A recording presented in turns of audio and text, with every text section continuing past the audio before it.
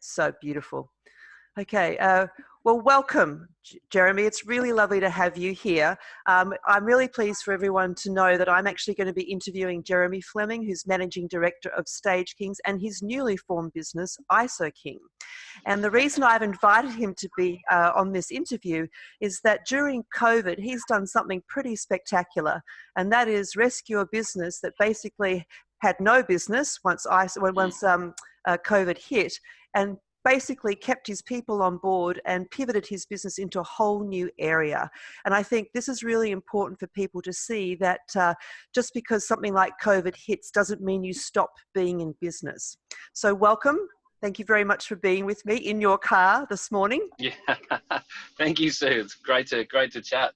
Not a problem. So maybe if you could tell us a little bit about obviously what happened when COVID hit for your main business, which is Stage Kings. Tell us a little bit about it, and then kind of the thought processes you went through to now actually pivot to having something like ISO King. Sure. So what we did do, Stage Kings is a company that we built stages for music festivals, concerts and events. Some of the events that we've done, like the pop-up Globe Theatre, so a replica of Shakespeare's Globe Theatre. We've built that 3 times around the country. We built the Edinburgh Castle for the Edinburgh Military Tattoo last year in Sydney. We've done a lot of big music festivals, Ultra Music Festival, the Adelaide 500, a lot of sporting events. So some very big, large-scale events. At the time, 6 weeks ago now, Friday the 13th, I'll always remember that day. We were down in Melbourne. We were building a set for Ninja Warrior at the time in Melbourne. And also we built a giant set piece for the Formula One. So Miley Cyrus and Robbie Williams were playing at the Formula One concert, the World Tour concert. So we were in Melbourne and getting ready for that. Of course, we knew of COVID happening in other places, but it hadn't really affected us. And I didn't actually realise it was going to affect us as hard as it did. That was the day that the Prime Minister came out and said no public gatherings over 500 people, and that was essentially it for us. That cancelled the Grand Prix. It cancelled every event that we had, and we were staring down the barrel of 100% income loss for the rest of the year or the foreseeable future. So it hit hard, as you can imagine, and when we immediately had to start thinking of what can we do with this? What are we going to do financially? Cash flow's going to dry up. We had 23 people at the time, and that fluctuates with the event industry. People come up and down depending on the project. So we had to think about all those things and talk to banks. So we were looking at zero income. We made the decision that we were going to have to cut back on staff. And so over the next week, we made those moves, and all the while we were thinking, what can we do? Because we have a lot of scaffold. We're quite an artistic, creative company, and so we were thinking of other things. We come up with ideas for hospital waiting rooms, for hospital car parks, and things like that. Medical centre waiting rooms external to the medical centre. So pop-up places. None of those took off, and on Friday the 20th, we basically said to the guys, that's going to be it for the foreseeable future. Horrible day, but we'll come back to you when something comes up. We didn't expect that to be for some time, and that weekend on the Sunday, I was talking to a friend in Ireland, similar situation, production company. He mentioned that they were going to start looking at doing some furniture, and that we should probably, consider that. Could be an option. And so we did. That was Sunday, 11 a.m. I texted Mick Jessup, our head of production, and said, Mick, we need to look at these desks. I think the desks is going to be the way forward. And luckily, and very coincidentally, Mick designs furniture in his spare time. So it's a very happy coincidence. But so he came in on Monday morning with plans for the stand-up desk and the normal desk, and Mick and I cut them on Monday and set up the e-commerce site on Monday evening, and Tuesday took photos and were live by Tuesday afternoon. So It was that quick. Wow.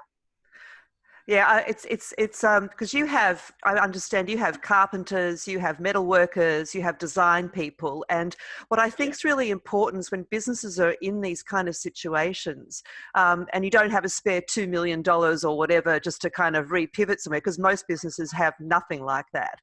But what I Mm, like about what you've done is you've obviously looked at your talent, what you are capable of, and what resources you currently have.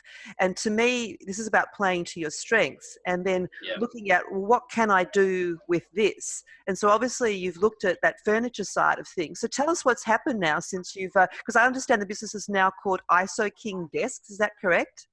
Yeah, so we called it ISO King, a take on the Isolation King.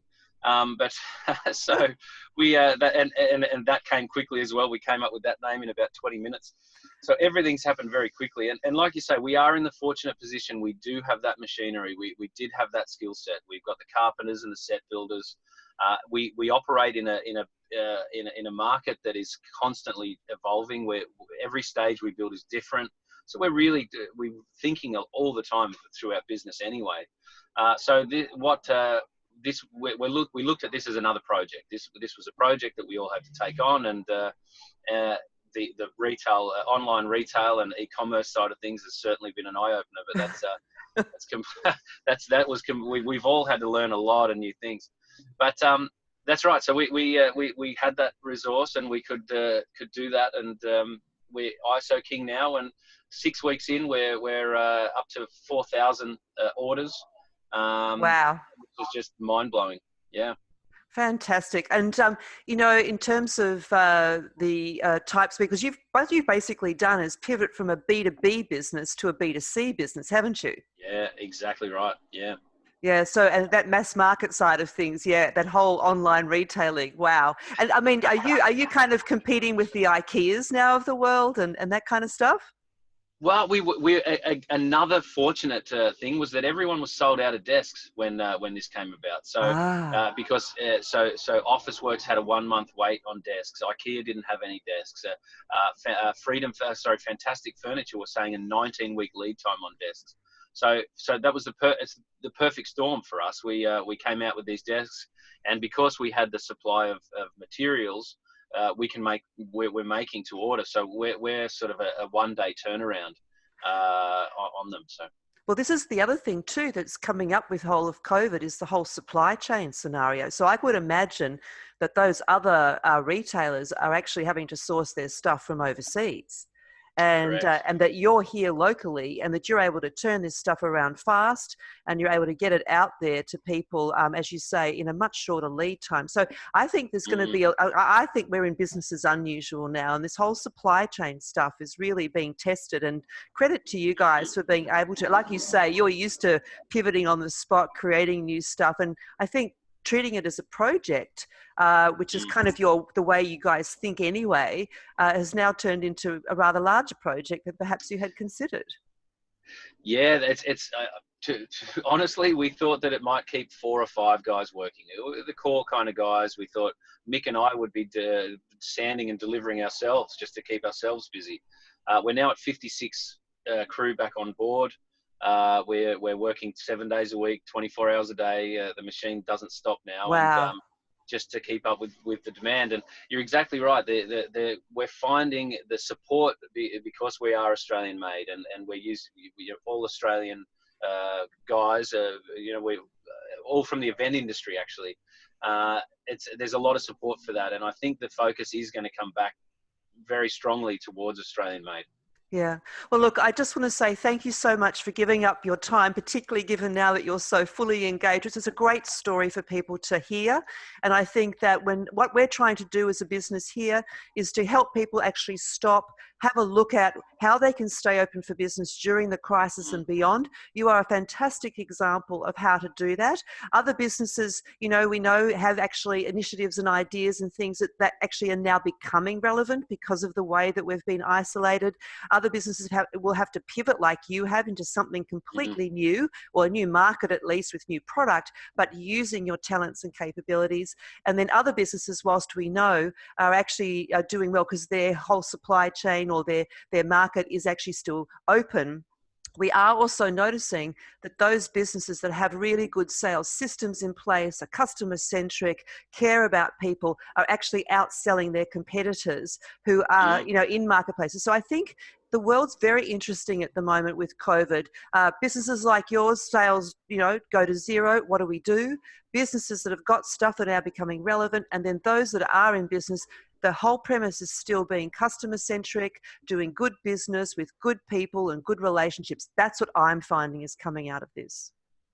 Absolutely. It's all about that relationship. Yeah. Well, look, I'll let you go. Thank you so much. I'd love to catch up with you down the track. I'd like to see if you now have two flourishing businesses that can be, because welcome to the world of entrepreneurship. But Jeremy, thank you again for your time. You've been brilliant, and we look forward to speaking to you at some stage down the track. Thank you so much. Thank you, Sue. I look forward to catching up again soon. Thanks for having me. Fantastic. Take care. Bye.